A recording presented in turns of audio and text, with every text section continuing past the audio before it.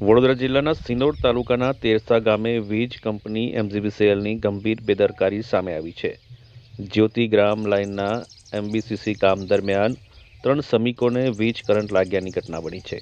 સદનસીબે મોટી દુર્ઘટના ટળી ગઈ હતી, પરંતુ ઘટનાએ સુરક્ષા વ્યવસ્થા અંગે અનેક સવાલો ઊભા કર્યા છે.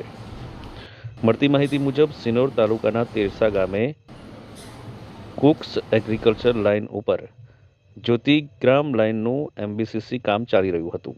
કામ શરૂ કરતા પહેલા ઠેકેદાર દ્વારા વીજ પુરવઠો બંધ કરવા જાણ કરવામાં આવી હોવા છતાં એગ્રીકલ્ચર લાઇનનો પાવર બંધ કરવામાં આવ્યો ન હતો, જેને કારણે જ્યોતિગ્રામ અને એગ્રીકલ્ચર લાઇનના વાયરો ભેગા થતા કામ કરી રહેલા 3 શ્રમિકોએ અચાનક વીજ કરંટની ચપેટમાં આવી ગયા હતા.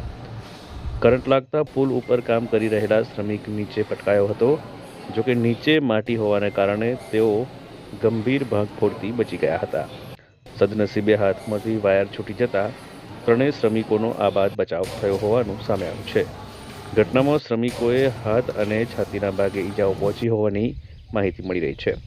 આ સાથે જ કોન્ટ્રાક્ટર દ્વારા શ્રમિકોને કોઈ સેફ્ટી સાધનો આપવામાં આવ્યા નહોતા અને ઘટના સમયે સાઇટ પર કોઈ પણ એમજીવીસીએલ અધિકારી હાજર ન હોવાની પણ ઘટના સામે આવી છે. શું બનાવ બન્યો તો? સાહેબ, અમે એમબીસીસી નું કામ કરતા કેબલનું, બરાબર. અહીંથી અમે લગભગ અડધો કિલોમીટર દૂર હતા, બરાબર. અહીંયા છે ને મારા 15 થી 16 માણસ છે, મતલબ એમાંથી 4 જણા થાંભલે ચડેલા હતા, બરાબર.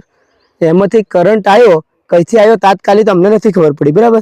પણ પછી અમે ફોલ્ટ જોવા આવ્યા અને ફોલ્ટ અહીંયા છે, બરાબર, કે નીચેની લાઈન જાય કૂવાની, બરાબર, 8 કલાક વાળી, અને અમે જીજે વાયમાં કામ કરતા એટલે મતલબ 24 કલાક વાળી લાઈન, બરાબર. એમાં છે ને વાયર અર્થ થઈ ગયો, અડી ગયો, એટલે પેલા ત્યાંથી વાયર ઢીલા પડ્યા ને એટલે અડી ગયો, એટલે કરંટ આવ્યો. એટલે લાઈન આજે 8 કલાક વાળી ચાલુ લાઈન હતી. ચાલુ. પછી તમે કોને જાણ કરી આ વસ્તુની? આ વસ્તુને સાહેબોને જાણ કરી અમે જીબી વાળાને. હા, તો એ સ્થળ પર આવેલા હમણાં આવ્યા. અને પછી એમને શું કર્યું? કશું કીધું નથી હજી. અને લાઈન બંધ કરાવી અત્યારે? અત્યારે એમને કુવાવાળી લાઈન બંધ કરી દીધી. એટલે એ ચાલુ લાઈને ચાલુ લાઈને જ હતી જે તમે કામ કરતા હતા? ના, અમે કામ કરતા એ બંધ, પણ જે નીચે વાળી લાઈન હતી ચાલુ. કેટલા જણને કરંટ લાગ્યો છે?